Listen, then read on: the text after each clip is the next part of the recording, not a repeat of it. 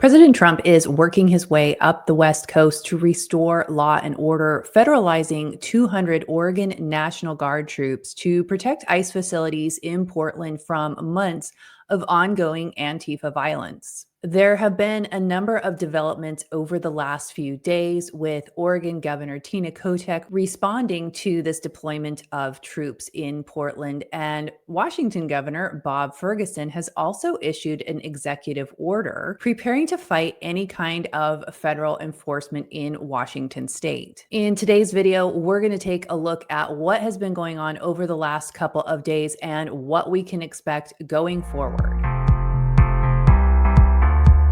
Hey everyone, I'm Julie Barrett and I'm the founder of Conservative Ladies of America. And today I'm going to help connect some of the dots for you on what's going on in Portland with Trump authorizing the federal deployment of the Oregon National Guard and the response from Oregon Governor Kotek. She has taken some legal action to try to prevent this.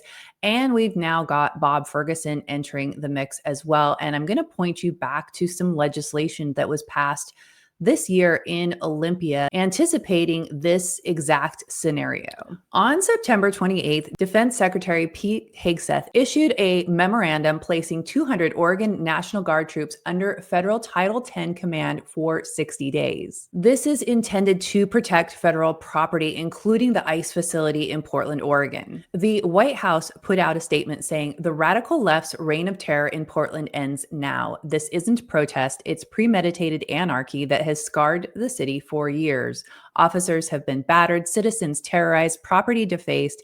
Antifa militants have assaulted officers, hurled explosive, burned flags, and attacked neighbors." President Trump framed this as necessary to restore order. "I am directing Secretary of War Pete Hegseth to provide all necessary troops to protect war-ravaged Portland and any of our ICE facilities under siege from attack by Antifa and other domestic terrorists. I am also authorizing full force if necessary." Now, you might have heard that it was either last week or the week before that President Trump did put out an executive order identifying Antifa as a domestic terrorist organization. Now, this deployment is not something casual. It is a direct federal intervention to protect life, property, and federal officers when local authorities fail to act. On Monday, September 29th, Oregon and the city of Portland immediately filed a temporary restraining order to block this deployment. Their arguments are that the federal government has exceeded its statutory authority under 10 U.S. Code 12406, which allows federalization only for invasion, rebellion, or obstruction preventing federal law enforcement. None of these triggers exist in Portland. In a moment, I'm going to show you a video that suggests otherwise. They also argue that the order infringes on the 10th Amendment, undermining Oregon's control over its own National Guard and police functions. In a press release, Governor Kotek stated there is no insurrection or threat to public safety that necessitates military intervention in Portland or any other city in our state. Here she is in an interview on Monday. Yeah, well, thank you. First of all, I want people to know that Portland, Oregon is a beautiful, vibrant, successful city. We are not a war zone. I was out there all weekend long. People were out and about, shopping, going to restaurants, going to soccer matches, going to shows. Portland is a beautiful place, and we are not under siege. There's no insurrection here. Everything is fine. There's nothing to see here. And the Attorney General, Dan Rayfield, also agreed, saying what we're seeing is not about public safety. It's about the president flexing political muscle under the guise of law and order. Well, take a look at this video from Katie Davis Court, who works for the Post Millennial and does a lot of coverage of Antifa violence in Seattle and Portland. This video shows a very different story than what the governor and the attorney general claim is happening in Oregon.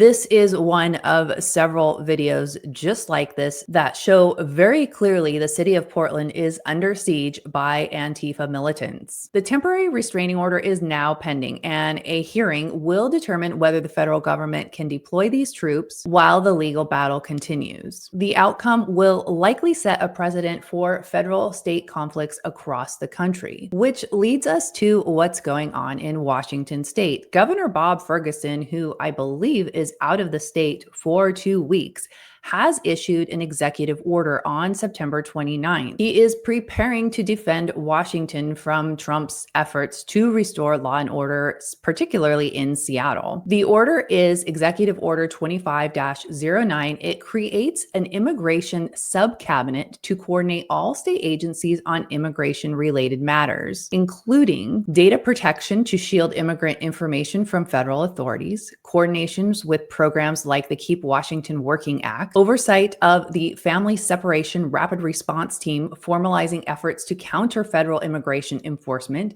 Now, the Family Separation Rapid Response Team was created just a few months ago in response to ongoing ICE efforts and immigration enforcement. Executive Order 25-09 is designed to centralize authority in the governor's office, making it harder for federal law enforcement to operate without state approval. In a press release, Governor Ferguson said, Washington is a welcome community that values immigrants and refugees' contributions to our economy and our cultural fabric. While the federal government engages in cruel attacks on immigrant communities, we are taking action to protect the rights and interests of all Washingtonians. The executive order ensures every agency across our state is working together to defend immigrant rights. Now, if you are someone who lives in Washington, you're probably well aware of the current budget crisis going on in the state. So I'm sure it is particularly insulting to see state financial resources being given to protect people who are not even citizens of this country over legal citizens who are taxpayers. But this isn't a surprise. During the 2025 legislative session in Washington, we told you about House Bill 1321 many times as it moved through the legislative process.